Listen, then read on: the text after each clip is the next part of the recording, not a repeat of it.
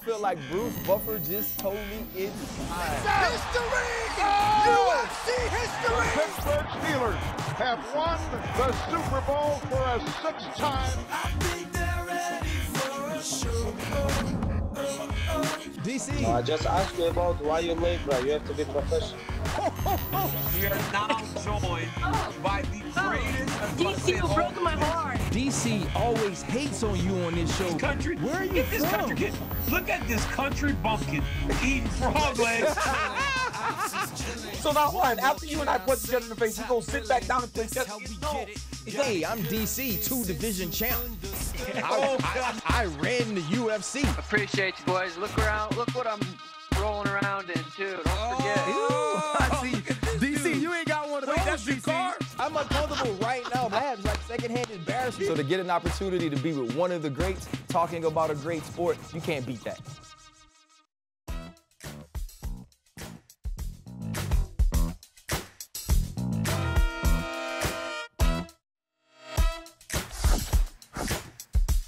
What's up, guys? Welcome to a brand new episode of DC and RC. I'm Daniel Cormier. That's my partner, Ryan Clark. Coming up today, guys, we go back to UFC 279. We are joined by Cory Sandhagen ahead of his main event, and we talked to Chris Barnett. But, Ryan, before last week at the end of the show, Are you serious I'll be honest right with now? you.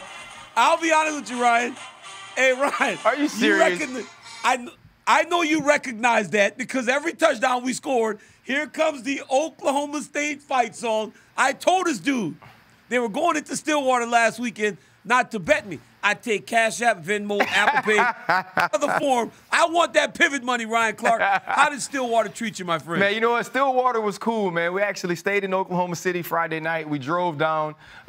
We looked for Eskimo Joes. We saw Mexican Joes. We ended up eating at some sushi ramen restaurant. It was actually really good. The people of Oklahoma and the people in Stillwater were super nice, man. It was a close game, and then in the end, your guys pulled away. So I owe you a dinner. I owe you a little bread. I will pay my debts. Oh, yeah. But I went around and I told people everywhere I went, I was like, hey, Daniel Cormier is my friend. Daniel Cormier is my friend. So they kind of rolled out the red carpet for me. I even got to see the National Wrestling Hall of Fame. You know what I mean? So for that, it was a great trip. I'm okay with taking the L, and I'll take an L on this show right now. But we really need to talk about some of the things we saw this weekend, DC. Like, let's move on. No.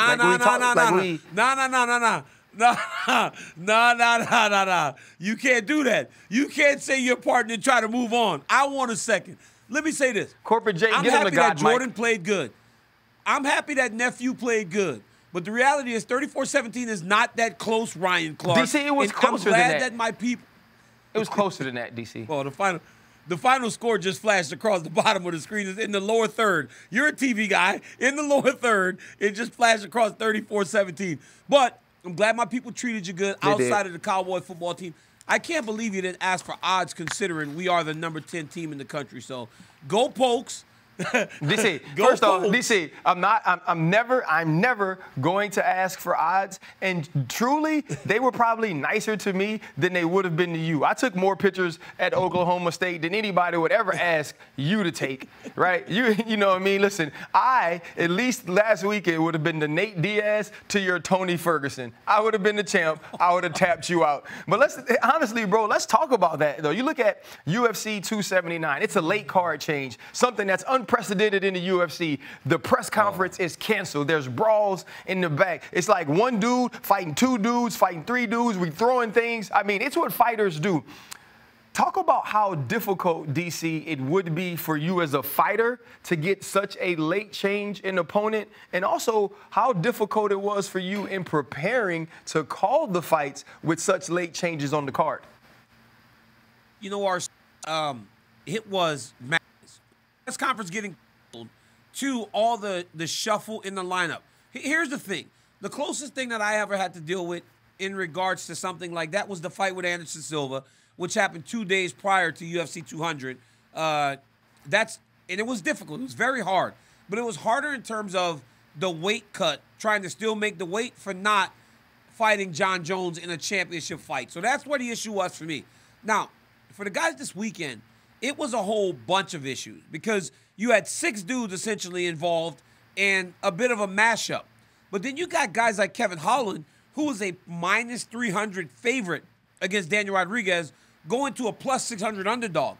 Then you got Nate Diaz, who was +800 against Khamzat Chimaev, going to a +120 underdog against Tony Ferguson, which I don't agree with. I don't think Tony Ferguson should have been favored.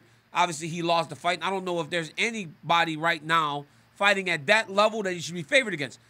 And then you got poor Li Jingliang. Li Jingliang fights a guy 10 pounds heavier than him. D-Rod looked massive. Yeah. So I could imagine it was hard. But I believe it was hard for certain guys because of the matchups at which they were falling into. For Nate Diaz, it was perfect. Could you imagine if Nate Diaz fought Khamzat Chimaev, Ryan? I could not. Could you imagine if that happened? No, I could not. I honestly, DC, I wasn't looking forward to that fight because of how I felt it would play out. And it ended up being, to me, at least worse that it was Kevin Holland, no, DC. Oh, bro. So Kevin Holland, I spoke to him on Friday. Oh, that was my matchmaker right there. So I did this, right? And then I once I was doing the weigh-in show, I took this photo and I sent it to Dana White, Sean Shelby, and Hunter Campbell. And I go, "You're welcome, guys." Nobody responded to me, RC, because they're like, "We hate this dude. He's annoying doing this." When reality is, the fights are pretty easy to see. Right. Unfortunately, those guys are difficult to deal with at times. When you're asking fighters to make these types of changes, you kind of wonder if you could pull it all together. So while the matchups seem pretty easy to make, like anyone could have done that, it's hard to get everybody to agree to come to terms on a day's notice to fight these guys, especially if I'm Kevin Holland. I'm like, yo, I want to fight Daniel Rodriguez. I want to fight the guy because I know what Khamzat's going to do. He's going to wrestle me. I probably haven't trained for a wrestler. He probably has not done much jiu-jitsu. It's a completely different fight. But it was a better fight card on paper because it seemed as though Nate Diaz, Tony Ferguson was much more competitive. Lee versus D-Rod was much more competitive. And Kevin Holland, in theory, would have been much more competitive against Khamzat than Nathan Diaz was. So I tip my hat to the UFC for making it happen. But what a mess UFC 279 was by Friday afternoon. I mean, you look at it, and it definitely was a mess. I think it's kind of what's good about the UFC is having a very small circle of people who make decisions. You can lock yourself in the room and figure things out and still give the people a card.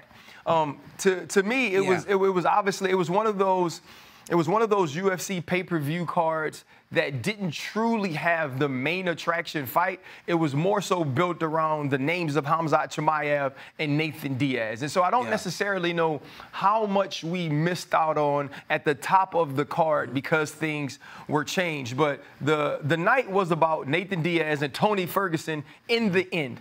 And when you look at this fight, you say to yourself, at one point, there was no two people I would have wanted to see in the octagon against one another more than Tony Ferguson, Nathan Diaz. That's probably not where it is now. And so we watched this fight play out, and, you know, we got people moonwalking and guys leaning against the cage. And eventually, Nathan Diaz submits Tony Ferguson, and you know, they hold each other's hands in the air, and it was kind of like the OGs saying goodbye to the octagon, or at least hopefully saying goodbye to the octagon. When you look back at what was the main event, DC, what are your feelings about the eventual matchup we got?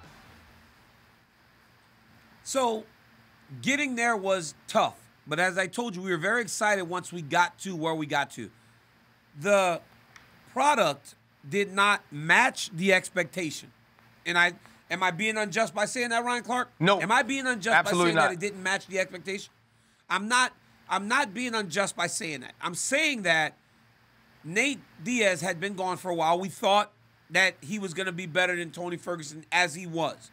But a lot of the theatrics that happened inside the octagon were mixed in between some fighting that we have not come to know these guys fight at that level. Like, Tony turned his back on multiple occasions. He would overswing as he was trying to throw elbows, end up running away from Nate. Nate, for his part, at one point, walked to the side of the octagon, shaking his head no. Ryan, I thought he was quitting. I was like, oh, he's done. Because if you remember, when Nick stopped against Robbie Lawler, he just kind of shook his head like, I'm done. Yep. And he just kind of stopped. But then Tony sits down in the middle of the octagon. Nate runs towards him to beat on him. Tony jumps up. It was just odd. And there were moments in the main event where I was just watching, kind of like with my mouth agape, like I could not believe what I was seeing. And I'm not saying it was the worst fight of all time, not by any stretch of the imagination, but the level to which that today tells me that Nate Diaz still has a little bit left in the tank if he wants to fight. But it also tells me that Tony Ferguson is done as a guy that I've seen in the octagon. Tony's done, bro. Like, he is a shell of himself, and he doesn't want to retire, right? He actually said he feels like he got better. He saw some good things. I'm like, what did he do in there to show that he's better than he was prior? You know what's crazy? One of the worst things that could have happened to Tony Ferguson was dropping Michael Chandler in the first round of their fight, because it gave him some hope. When you look at the 3 losses prior to that, there was no hope in any of those bouts. And I believe if you're Tony Ferguson, you're starting to wonder if you could still do it. And then you drop Michael Chandler, and Michael Chandler could get what we call a lucky kick, because Michael Chandler says he doesn't even practice front kicks. And like, if we're going to be honest, he looked more like Reggie Roby than Anderson Silva. It looked more like a punt. And I bring up Reggie Roby because he was like the only black punter I can remember, and he wore a watch, and I thought it was super cool. You know what I mean? And so like when you look at Tony Ferguson's decline and what he looked like at many moments in the octagon Saturday night, it wasn't like he was fighting one of the top 170 pounders in the world. And I know people are going to flash back and be like, oh, but Nate Diaz caught Leon Edwards with the left in the 5th round after being dominated for 4 rounds, and he pointed at him. Yeah, whatever. Leon Edwards is a champion now, but Nate Diaz didn't fight a championship fight. And you go out and you get submitted by Nate Diaz, a 37-year-old Nate Diaz, a Nate Diaz who is now walking out of the game and is not necessarily prepping to be a champion. When I look at Tony Ferguson, and here's the hard part about me getting an opportunity to do this job, I never want to disrespect the men who are willing to do things that I wouldn't do. But when you look at Tony Ferguson and you see there's no championship aspirations that can be left, there isn't a championship level of skill, you want him to say, you know what, I've done enough, because he has. He's given us great fights. He's given us a great career. I've done enough, and now I can move on. What do you attribute the decline of Tony Ferguson to, though, DC? Because it was swift, it was fast, and it was vast for him to get to this point. You know what's crazy, and that's probably what stands out the most to me, RC. Like, Nate Diaz do whatever he wants, star power. For Nate Diaz, not fighting Khamzat was a gift from God. Yes. Like, that is literally best case scenario for him. But you know what's the crazy thing about Tony Ferguson to me, Ryan, is that it wasn't like gradual. It wasn't like a gradual decline. It was like he got to the edge of a cliff and just fell off the cliff. Yep. It was Justin Gaethje, and then that was it. Mm-hmm. The moment he was done with that interim title fight, he wasn't as good. Now, granted, he lost to Beneil Dariush and Charles Oliveira. So you go, yes, well, he's fighting the best in the world. He is. But now we got to see him fight Nate Diaz, who's not the best in the world right now. Nate will tell you he's the best in the world. But he didn't do great against Nate. He landed inside leg kicks, a lot of inside leg kicks. But if you fought Nate Diaz or watched him fight, you know that's how you beat him. That's why Conor, even though he got carried out of the octagon in the rematch, was able to win because he just kept kicking the front leg of Diaz. Ferguson he just does not seem to have it anymore, but he does not seem to have the self-awareness to understand it. You know, he just doesn't really want to walk away from the game, and I get it. It's hard to walk away, but he just doesn't have it anymore, man. And I honestly don't know who the UFC can match him up with anymore, because if he'd have fought Li Jingliang, he would have lost to him. Yes. And it would have probably been worse because Li would have hit him with big shots early. So I just don't know who they could match this guy up with anymore. Yeah, you know, you have on the other side of that a guy like Nathan Diaz who, even though he's not the fighter he once was, he still has the appeal, and maybe a bigger appeal now than he's ever had in his life, than he's ever had in his career. He's sort of built this aura that goes beyond the skill that he displays in the octagon. And in truth, he finishes with the guillotine, and he's the winner. And he gets his hand raised in this fight with Tony Ferguson at the end of UFC 279. mind. This is a dude who actually has options, DC. When you think about Nate Diaz, who's saying, I'm going to show you fighters how to take over the world. I'm going to show you fighters how to do more. What do you believe we see next from Nate Diaz? Well, Real Fight Inc. is next, right? He started his own promotion. But I look at what happened last weekend for Nate Diaz as the best case scenario, Ryan. Ryan, I will sit here and say this without a shadow of a doubt. He was going to lose to Khamzat Chimaev, and he was going to lose badly. As much as Nate dismisses the guy, he just doesn't have the skill set to stop the guy from doing what he does. But getting that last-minute switch, winning the fight, now he's got all options on the table. I believe he's going to go box. I believe he's going to go box Jake Paul. I think that's what's going to be next, and then we'll see what happens afterwards. But the UFC is a little bit worse now because Nate Diaz is gone. So even though he doesn't have what he had prior, he still brings a lot to the sport of mixed martial arts because the guy's a star. Ryan, I did stuff last week for my YouTube channel, and Ryan, pivot numbers. Like, dude, these guys were 400, 500,000. No matter what you did on those guys, Khamzat, Nate, and them, they were in the 500,000 view range. It was crazy. It was crazy how much of an impact Nate still has on fighters. But it wasn't ultimately about just Nate Diaz. Yeah. It was also about Khamzat Chimaev. He stayed on the fight card. The whole shuffle was because of Khamzat Chimaev. Khamzat Chimaev went up to that scale on Saturday morning, weighed 178.5 pounds. That is 7.5-pound weight miss. Insane to think that that was the case. He was smiling on the scale, which pissed so many off. But he goes, why would I be, what else do you want me to do? You want me to cry? He goes, I'm not making the weight. I'm where I am. The doctors made me stop. He goes, what am I supposed to do? But ultimately, they save him a fight. But not only a fight with a guy that he had gotten into a backstage altercation with the day prior in Kevin Holland. Goes out there and he dominates him. Ryan, what did you think of Khamzat Chimaev and all of the fallout that came from this guy with that massive weight miss? Well, the first thing, and I'm going to answer your question, but the fan in me has a question for you. I can't remember who it was that missed weight, but I remember your brother Khabib Nurmagomedov saying that that's unprofessional. Right, that missing weight in that way. I'm not necessarily speaking of when you're a pound over, when you're Charles Oliveira. I think it was Charles Oliveira, and you've fought to get to the weight, and you think you've made the weight, and you just miss it, and it's like, dang, but I did everything I could possibly do. And Khabib Nurmagomedov, who I respect as much as any fighter that's ever lived, says that's unprofessional. When the guy gets up there, and I know he says his doctor stopped him, when he's at that level or that much over the required weight, how do other fighters see that? Do you look at that as unprofessional, DC? Do you see it in a way as disrespectful to the game? And I think because your answer to that kind of leads into my next thought. You know, so Khabib actually had something to say about Khamzat. Khabib did a Q&A last weekend, and he said that he looked at Khamzat on the scale.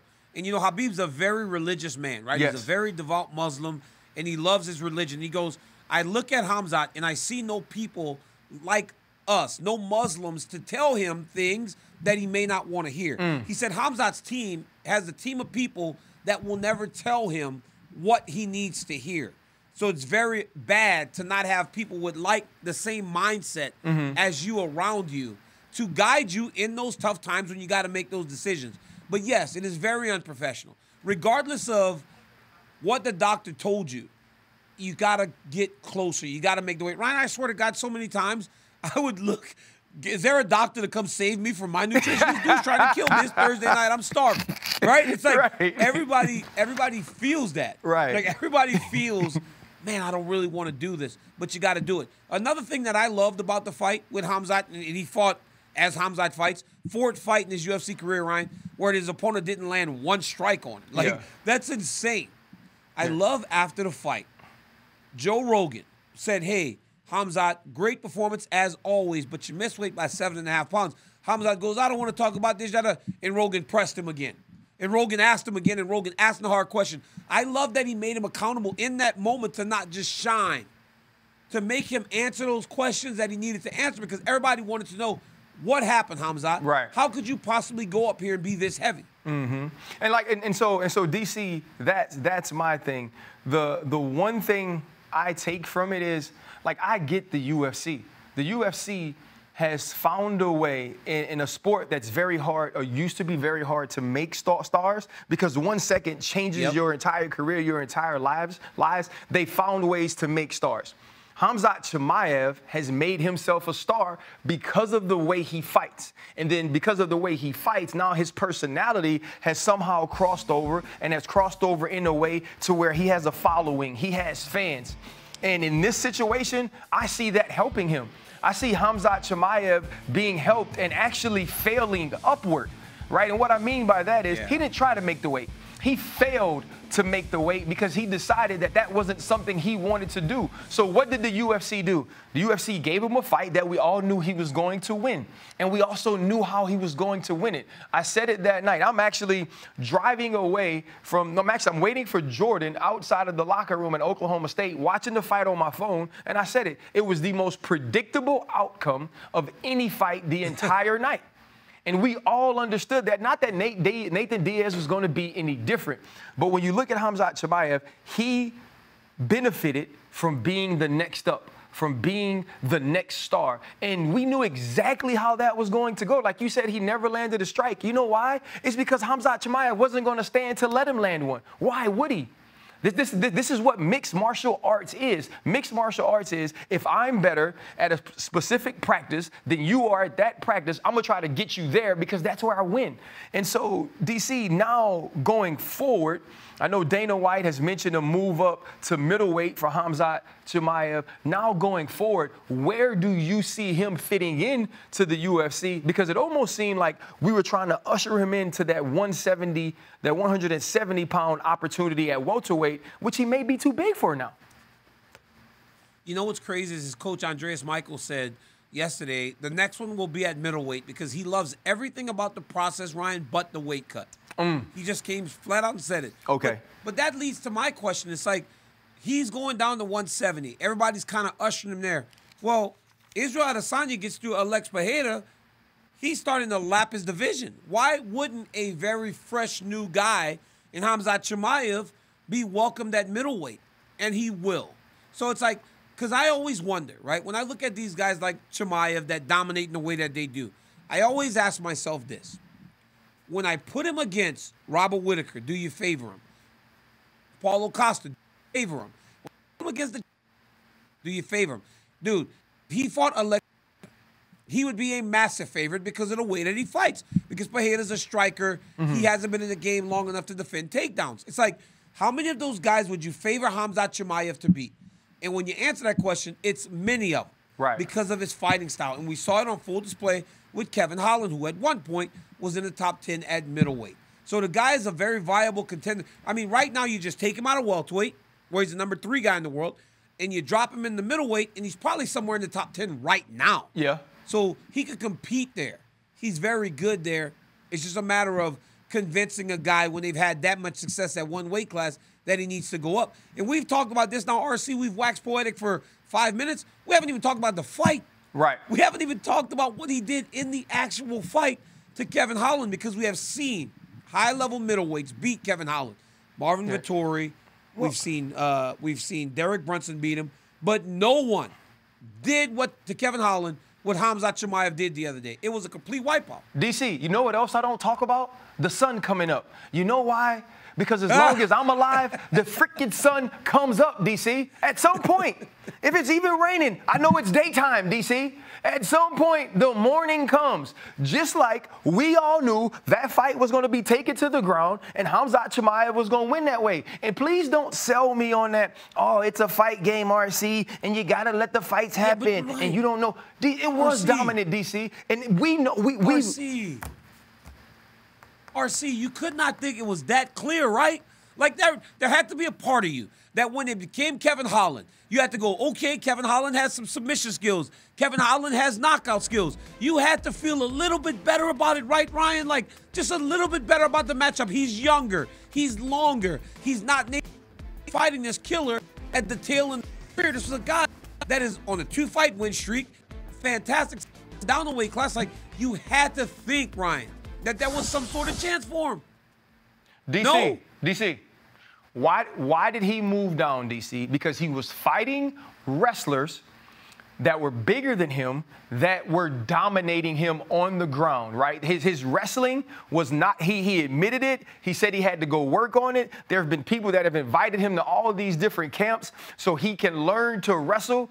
And he fought probably the most, maybe other than like Islam Makhachev at 155, he fought maybe the most dominant wrestler in the welterweight class who's actually a middleweight.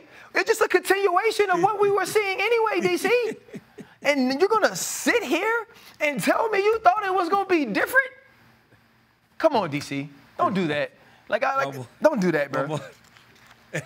My boy RC feel disrespected. RC, you feel played? It looked like you feel played a little bit. DC, I don't feel played as much as like, I get it's our jobs to come on here and talk about the fights and continue to do a show and to do a very good show, but I'm not going to come on here and lie, bro. Like, I'm not going to lie. Like, we knew that was going to happen. The only thing that excited us a little more than, like, Nate Diaz and Kevin Holland is that Kevin Holland is young and fun. Right? Like that was it. We thought it might be exciting, but it wasn't. Corporate Jake, like, I'm so frustrated. Like, I don't even know where I was supposed to lead us now. I know RC. I know RC, but I did get a came out the young boy. Like, oh my goodness, he gonna do it. I was like, he about to do it, and then he didn't do it, Ryan. But I tell you one thing, my friend. I'll tell you someone that did do it. Chris Barnett. Last weekend, the biggest, sexiest dog on the yard put on a show the other day. Guys, take a look at this. Look at him. That's my boy right there. I loved it. Everybody get down with it too. Look at him. Oh my goodness. This is funniest fight.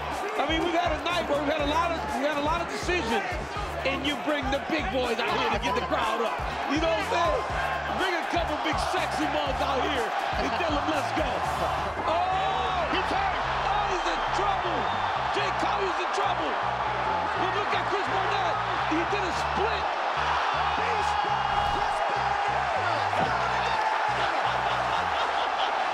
This is my favorite celebration ever been. Bam! Just everything is just perfect. He's still dancing. You walk it out. Hey, you walk it out. Look at him. I mean, who has more fun than this guy?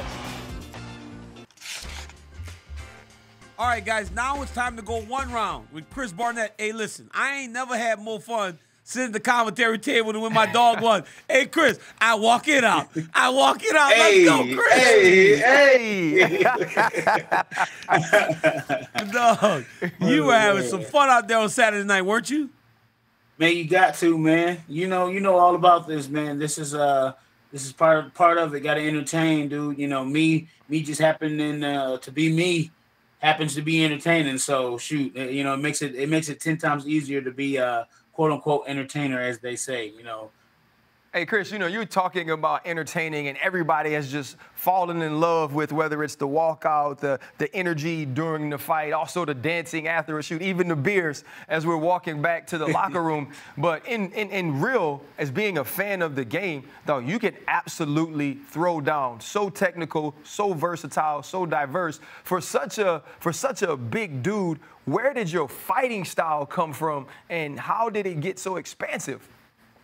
Man, video games. Shoot, man. Now, I was 4 years old when my pop signed me up for Taekwondo because I was one of those active kids, we'll say, very active. So he said, we need something that's gonna grasp you at some point, you know. So having that Taekwondo background, man, that's just one thing, you know, that I contribute my whole game to, you know, because that was my first quote unquote combative sport, you know. And then for real, after that, you know, a game called Tekken grasped me in. You know, there was a guy in there named Yadong, and I was like, if he can do it in the game, that means somebody had to do it in real life. That means I could possibly do this, you know. So between that and then having a mindset, yeah, I'm a big dude, but I'm 170 in my mind, you know what I mean? So you can't tell me nothing, you know. Sometimes my ankles and my knees let me know how big I am, but you know, other than that, I'm good to go.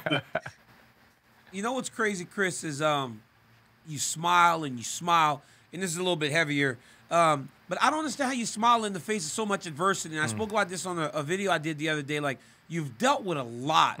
Before the last fight, obviously, you had to make some really tough decisions. Fight didn't go your way. But then even this fight, you win the fight.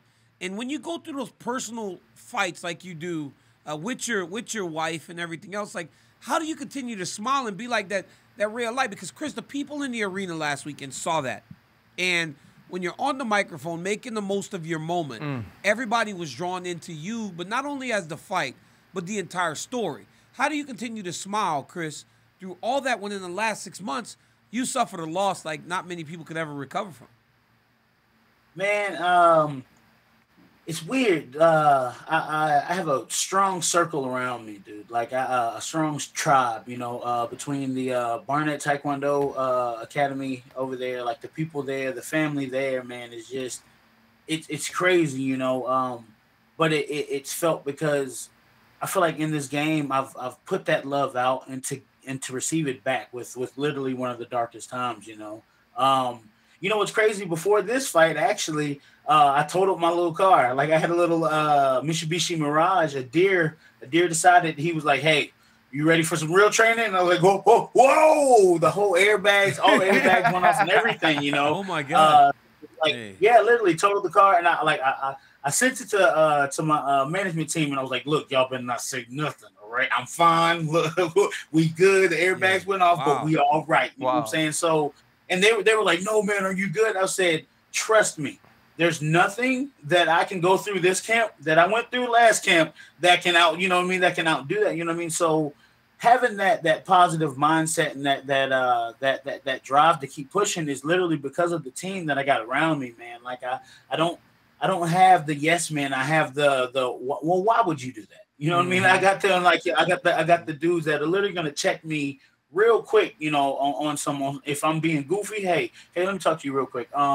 So yeah, about that 1.5, they've been killing me worse than anything. You know what I mean? So like, it's literally the tribe that I have around me, man. That makes me be able to push forward, you know. And then honestly, man, the fans and stuff, dude, the messages that I got, like, as soon as I left the arena that night.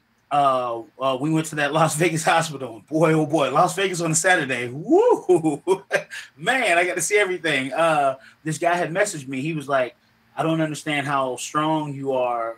He had just lost his wife actually in July, and I spent 15 minutes just talking to him in that hospital. Like, you know, right after this victory, I just like literally was like, "No, look, I understand. This is dark, and this tunnel's going to keep going down until you start looking up." And that's what I had to do. I just had to start looking up, and then I realized how many people had ropes to help pull me out of that. You know what I mean? Instead of just trying to be tough, you know what I mean? We always have to be quote unquote tough, right? You know what I'm saying? So my whole thing was dial it back, Chris. What's the most important thing? My babies were okay. Like, it was weird. Like they you know, they questioned it. They didn't understand what was going on because they knew Dad didn't know what was going on. And that my number one thing to them was it's okay to not be okay. You know what I mean? So my strength and everything, really, like my mom, my brother, like again, my other brother, I call him Ben Stevens. You know, him and his wife, like they're such a strong like tribe around me, dude. You know, it made me. I couldn't sit in that dark tunnel because they shine so bright. That was like, oh my God, there's that light right there I need. You know, so they helped pull me out. And then now that I'm definitely, you're never going to be quote unquote out of it. You know what I mean? But even if I slip back a little bit, I know, again, here comes one of their ropes, boom, pulling me back out. So I'd say the team around me really is what pushed me to keep going. You know what I mean? To honestly, you know, not to say take this fight, but they were like, yo, if you're not ready for this, you know, then you know, we understand completely. Forget what everybody else has to say. You know, but I felt ready because what what we've been doing. Just honestly, to boil it down, really, just the team around me, man, made me that much more, stronger. I'm strong myself, but they're that Iron Man suit. They're adding the little pieces on to it. Now, like that's beautiful, and I think, we wanted to let you finish that because the one thing that we know as athletes, Chris, is that it's not just about us. And you continue to mention your team, but you mentioned your babies, you mentioned your family, and all the reasons that you do it. And so as a fan of the fight game and as a fan of yours, man, we just want to tell you, continue pushing, continue fighting adversity, continue to smile, because just like the man in the hospital that you were able to touch, every time you walk out to the octagon or we get an opportunity to hear you on the mic, you affect us. Your positivity continues to bring more to the fight game than just your skill, your tenacity, and your technique. So we wish you all the best, man, and thank you so much for joining us. That is awesome, man. I appreciate it. Thank you so much for having me. Hey, you the man, Chris. Hey, Chris, I sure would love to see your big body stuck in that Mitsubishi Mirage with the airbag on. Hey, Ryan, could you imagine seeing Chris' big sexy ass? It was also Professor Clump stuff. I was like, hey, yo, hey, 1, 2, 3, 4, 5, help. You're crazy. We appreciate thank you, Chris. my Thanks boy. for joining us, brother. Hey, I tell you what, DC. Yo, RC. If I see you in the Mirage, I would love to see you in one, but that thing would be tight and probably tight like some of Kamaru Usman's suit. And I don't think he's going to be on Steppin Fly this time. But, hey, we got to get to it. Yep. Stop hating, RC. It's time to Step Fly with my boy Ryan Clark. Ryan Clark, you are the clothing. Yo, so we go forward into some of these. Okay. Last week, and a lot was made of my boy Lee Jing suit. He looked fire.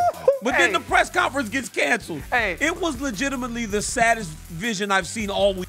What did you think of his? Hey, DC, this is clean now, right? One, this shows he's in great shape, right? Because he got the shirt open. He wants you to see the chest. And then he got the beads around the neck, the glasses on, too. Hey, that was clean. And he shows how versatile he can be with a suit. No tie, no banded collar. I'm about to give it to you straight raw. My dog was ready for the press conference. It's a dang shame the people ain't know how to act. Hey, it was the press conference that never happened. Sorry, Lee. My bad, my guy. Then he got cheated, so he didn't even get to wear it to the post-fight press conference. Poor dude. Hey, let's go to my man Marvin Vettori. UFC Paris. I mean, just dripping, Ryan. Come on, baby. Hey, that right there, though, that's a little runway look. You know what I'm saying? He got the glasses on. Yeah. You know the shirt feel good. It's the silk shirt. I like it. With the sneakers, though. See, he didn't take it too seriously, DC. I love it when the mood matches the clothes. He was like, I'm going to walk in here. I'm going to be clean. I'm going to be sharp. But this ain't the championship fight. I ain't got to be suited and booted, right? This is like, I'm not going to the Met Gala. I'm going to the 40-40 Club. I like the whole feel, the whole vibe. I rock with what Marvin Vettori wore. I like that. Ooh, wee, Paris. Paris doesn't stop there because in Paris, the champ showed up, Francis Ngannou. It looked like he got some roses on his shirt. Look at that. The big boy got a nice, like, floral patterned shirt. I mean, he lived in Paris for years. DC. Ryan Clark. DC. You got to tell me this is fly. This is not fly, right? DC. DC. There's a certain size. There's a certain size you can't be and wear floral. Like I'm just sorry, DC. And there's a certain level of toughness that will not allow you to have flowers and roses on your clothing. Now, if Francis Ngannou is near me, close to me, in the same city, state, or country as me, I ain't gonna say that out loud. But being that I can say it here and I ain't gotta see him for a long time, I can say it. I don't like Francis and flowers, bro. If you're Francis, we gotta stick to solids, pinstripes, or window pane. Can't go floral.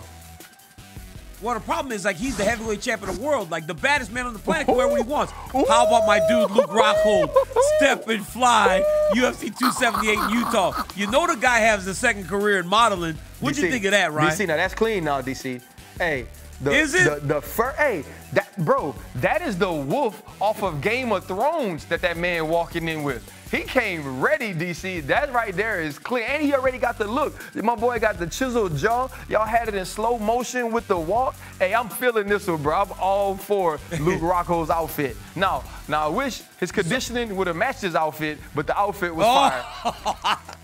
Bro, let me tell you something. You don't give compliments without taking a dig, don't you? Oh, my goodness, this guy is so crazy, dog. But you saw Luke turn, right? You saw Luke turn? No, Luke turned slow like, DC, the Joker is handsome now. The Joker is handsome. I got to get it to him, bro. Like, my boy, if he needs a second career modeling, he got it. ARC, they got a brother. And, well, there's two handsome brothers. The B side of the handsomeness on this show was on First Take yesterday, looking pretty good. Hey, let's take B side. Bar Ryan Clark up in. That suit is pretty fly. I can't front. I mean, the suit is really, really. I mean, I never thought he would be wearing something that I wanted to wear, because obviously I could never happen with him. I never want to put on what I knew he was going to be clean. Hey, Ryan. Hey, let me tell you something, Ryan. Suit so nice made your neck look skinnier. Hey, you know when you got a nice suit, like your whole neck looks skinnier, your neck look long. Hey, right? That suit was so nice. Your neck looked skinny and long. Like, what was that? Hey, DC, all I'm going to say is this, man. I've been fired up about that suit for 3 weeks, bro. They couldn't get here fast enough that it was the first Monday. And it's not that my neck looked skinny because the suit was fly. My neck really is getting skinny, bro. Like, if somebody's still on me, I'm in trouble. But I tell you what, one man who has been about that life, about that fighting, is Cory Sandhagen. And right now, we're setting it up to go 1 round with the Sandman. We're welcoming in one of the brightest and most explosive fighters in the UFC. Yes, I'm talking about the Sandman, Cory Sandhagen. Welcome to 1 round with Cory Sandhagen. Brother, how are you doing? I'm good. How are you guys doing? Thanks for having me on. Nah, man, we just really appreciate it. You know, now getting ready for your fight, just tell me what you're feeling, a guy that's been right there at the mountaintop with opportunities to kind of take hold of the entire division and now fighting your way back into title contention. What's the feeling around your camp and how are you preparing for this fight? Yeah, they all kind of feel the same to me, to be honest. I know that everybody in the UFC is just as dangerous. And yeah, man, I'm ready to get back into the winner's circle. I spent pretty much the entire last year just trying to get better at the things that I was weaker at, and my game has changed a lot. I think that I'm a way well-versed fighter, and I think that I'm like way more prepared to fight for the title the next time that it comes around. You know, Cory, I got a question for you. It's a bit off base, but Cory Sandhagen, Enter the Sandman, the Twitter handle, Instagram handle. Why not the walkout song? Is it too much of a layup to just come out to Why? I don't know. I'm just not a Metallica guy. I didn't grow up with like Metallica. That just wasn't my thing. I was like a Biggie guy, you know? Biggie was my man. Yeah. That's why I come out. I'm gonna send you a video of Virginia Tech football when they walk out for their football games. You'll love Metallica, and you'll love the environment so much that you'll walk out to that song every time. All right, back on track. I'm sorry. I get a little times. I love everything else about fighting. But, Cory, this weekend you fight Song Yadong. In the last fight, many people thought that you won the fight against TJ Dillashaw. So when you went back and you looked at everything and you had to break down that fight, what were those areas that you felt you were weak in? Because nothing seemed glaring inside the fight with Dillashaw, who's fighting for the belt now. Oh, wait, did you fight Dillashaw last or did you fight Petr Yan last? I thought Petr Yan last, and then the one before that was TJ. But, yeah, in the TJ fight, man, both of those fights. I think I fought really awesome against TJ. I think that there was there's, you know, just me being a little bit, you know, not as urgent against the cage, and it gave him control time or whatever. But I also think that in that fight, I was coming off 2 really big knockouts, and that's what I was looking for a little bit too much. I could have done a little bit more scoring, which wouldn't have been hard to do. And I think that was a pretty critical error that I made in that one. That being said, I still think that, you know, TJ went home the beat up guy and I went home the guy kind of confused. But yes, yeah. And then against Yan, man, I just need to be more well versed in order to beat these guys that are just like super dangerous strikers. So that's what I've been doing. So let me ask you this question. You said that there was a bit of a hesitancy against Dillashaw. Do you think that's why you started so fast against Petr Yan? Because through the first 3 rounds, you were really taking it to him early, and then the fight kind of evened itself out. Like, how did you find that balance where you can go hard enough early but not get fatigued as you go down the stretch but also not lay back too much against a guy as dangerous as Song Yadong. Sure, yeah. I mean, I think that there's always like this like weird balance in MMA, and I think that that's why it makes it so interesting that you have to be this killer, and you have to be this guy who's ready to like, you know, pull the trigger at any time, but you also have to be smart. You're not fighting like dummies, so you have to be really smart in the sport too. And balancing those two things is like a little, you know, it can get difficult. So just having the awareness while I'm actually in the fight is important too. And yeah, I'm ready to make my second run at the title, and I can't wait to just show everyone how good I've gotten in the last year. You know, after watching you, especially in some of your championship bouts and your opportunities to fight the best in the game, it's obvious that you are right there. You are on that tier with some of the champions or the top contenders in your division. You mentioned being smarter and understanding the fight game. What does it do? What type of performance do you think you need against Song Yadong to put you right back in the conversation for getting another shot at the title when we have so many of the top guys facing one another? Man, I think especially because the Yadong, so I'm really trying to focus on not letting these things go to the judges anymore. You know, like. I really want to take it to Song, and I want to get him out of there so that there really isn't any question of who won or lost. I want to go in. I either want to knock him out, I want to submit him, or I just want to break the guy. You know, that's kind of where my mind is right now, and that's the game plan right now. You know, Cory, for a long time you've been like one of the more fun guys in the division. But when you look at the division and you look at Sterling won in the last fight, like, what are your thoughts as so many guys have been fighting, right? Chito just beat Dom very recently. Yeah. Then we had another fight on the paper right after that. You guys, we got O'Malley. What's your perception of the division as a whole? I think the division's great, man. I think in a decade or so, we'll look back and kind of like reminisce on, you know, being a part of this, being a big part of bantamweight history, and I'm really happy about that. I will also say that I think that I'm definitely the most exciting guy in the division. I think that Petr Yan definitely is a super exciting guy too, but I think when it comes to who's the most exciting fighter, I definitely am at the top of this division. You know, when you think back, obviously, you know, you got Flying Knee, Frankie Edgar, and some of these, the great knockouts you've had. I think people agree that you're probably one of the more, or at least the most exciting guys in the division. But we all know that's not what gets you the championship. What is it still in you that says, or what would you tell people that say Cory Sandhagen is great, but he's a cut below the guys that have wore the strap? How are you going to prove to them, or what can you say that proves to them that you're going to one day be the UFC champion?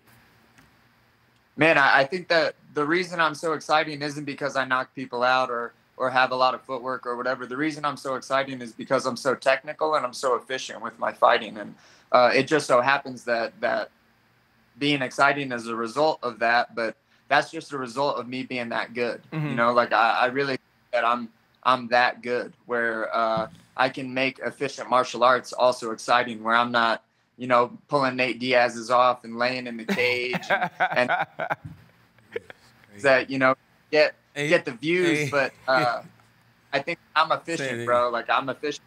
Good. I love it, man. I love it. Hey, Cory, like that last week was kind of crazy. Like Nate took a break at one point, ran to the side of the octagon. Tony was looking at him confused. Tony turning around, scooting backwards. That was that was the thing you could do when you fought in this game for a long time, and people just come to see you fight no matter what. Hey, RC, Cory Sandhagen was like, yo, I'm not moonwalking in the octagon, son. Right. I'm not moonwalking in the octagon. Absolutely. Nah. No, good on them for being able to play games while they're in there, because for me, I'm just like 100% savage-minded in my head. But, you know, if they can have fun, cool, good on them. Hey, well, Cory, man, thank you so much. Cory Sandhagen. Best of luck, man. Best of luck this weekend. Yeah. We wish you well. You'll be exciting. We hope you get the strap. Have a good one, dog. Cool. Thank you, guys. Have a good day. Listen, Cory Sandhagen seems primed to make his rise back into title contention, and that's going to start this weekend. But you know what time it is, DC. At some point, we had to get to our favorite segment. It's time to tap in or tap out. Corporate Jake, what we got? While the NFL was in full swing this weekend, two former stars took to the ring. Le'Veon Bell knocked out Adrian Peterson in their boxing exhibition this past Saturday. So, RC, tap in or tap out on Le'Veon's boxing abilities? I don't even like the question. I tap in on Le'Veon's boxing abilities. I tap out on the legend Adrian Peterson getting put to sleep in front of all of these people. He did not need to do that, and I'm upset, and that's why I'm not looking at DC right now. I'm not looking at the camera because I'm frustrated, but I do tap in on Le'Veon's skill because here's the thing. He started doing this his rookie year, DC. When he was trying to lose weight, he started boxing, so he's been doing this for a decade now. Obviously, AP has not. Hey, man, run that clip back. Why would Le'Veon Bell have to lose weight? Dude is in some sick shape, isn't he? Well, that's dude why. Look at his body. Look at this dude's body when he walks away from dropping APF. Hey, like you tweeted, you don't play fighting, AP. What are you doing? Don't, man. I mean, this dude, look at that. No, he stiffed him. I don't know why Adrian Peterson's out there fighting, but I don't know guys play sports want to fighting. I tap in on Le'Veon Bell, but I do, look, I don't have the mic.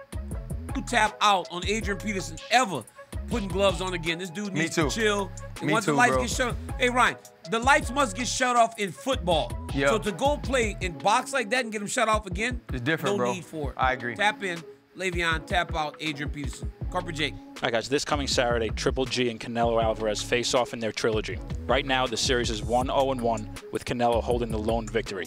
DC, tap in or tap out that the winner this Saturday should be considered the #1 pound-for-pound boxer in the world? I tap out. They're not the #1 pound-for-pound. Like, I thought Canelo was for a while, but I think Terrence Crawford's the #1 pound-for-pound fighter in the world, at least to me, in my idea right now. But these two guys are going to have a fantastic fight. My strength coach is actually Triple G's strength coach, so I've got some inside information on the fight. They said he looks fantastic. But this is a great trilogy, but to put two guys, especially Triple G, who seems to be ending his career, in the conversation as pound-for-pound #1, I tap out. Yeah, this is definitely, I tap out on this. This is a legacy fight more so than a fight for the best pound-for-pound fighter in the world right now. I think Canelo was the best pound-for-pound and could still be in the discussion even though he loses the fight to the bigger man in his last outing. But when you think about Errol Spence, Terrence Crawford, a fight that many people have talked about finally being made, I believe the winner of that fight gets to boast himself as the pound-for-pound greatest boxer in the world. Corporate Jake, what up? All right, guys, here's a fun scenario from social media. The UFC should do mystery fights where you don't know who's fighting until the walkout. RC, tap in or tap out on UFC mystery fights? I actually tap in on this, and here's why I tap in. One, the UFC is going to do its best to never put a bad product out, and two, no matter who's on the fight card, when I'm watching a fight night or if I'm watching a pay-per-view, there's always something on there that grabs me, excites me, and entertains me. It's almost like the UFC cannot miss right now, so I tap in on this for sure, because when Airheads put out the mystery flavor that came in the white pack, you better believe that's the ones I was asking for at the concession stand. Yeah, no, I mean, I tap out. I think I like the promotion. I like knowing who's fighting so that I can see their interactions, right? I like to see guys come together. I like to see guys arguing. This has been going on for a year now. Like I said, I'm a bit messy. So I want to see all the stuff that comes with before the fight. Imagine if we didn't know that Khamzat was fighting Nate and then Khamzat got into it with Kevin Holland and ultimately ends up fighting Kevin Holland. Like, I need to know who's fighting just to get into the dirt a little bit. So yeah, I'm tapping out on that one, Corporate Jake. Hey, Ryan Clark, before we go today, I want to take a moment. So the mixed martial arts world lost a guy named Elias Theodoro this week. He was only mid-30s and died from cancer. Oh. Elias was a very well-liked fighter in the UFC. He wasn't there long, but he was always a good time. One of the sweetest people that you've ever met in your entire life. He was so full of life, Ryan, that at one point he went to Invicta and he was the ring card boy. He was a very handsome guy. Didn't tell anyone that he was dealing with liver cancer, stage 4, and he lost his battle to cancer over the weekend. So to all the people related to, in contact with Elias Theodorou, the DC and RC family, ESPN, you are in our prayers. Yeah. You are in our thoughts. And we wish you well in your recovery from losing such a shining light in the world of mixed martial arts. So again, to Elias Theodorou, as family, we will be praying for you guys, and sad to hear the news of the passing of Elias. Extremely well said, DC. Anytime you lose a life in general, but a very young life, you understand the way that affects the family, the way that it affects their friends, and also the loved ones that they've touched along the way in their journey. So to all of those hurting, to all of those who will miss Elias, the DC and RC family, and especially RC right now, we say that we have thoughts and prayers that are with you. DC and RC will be back with you next Tuesday.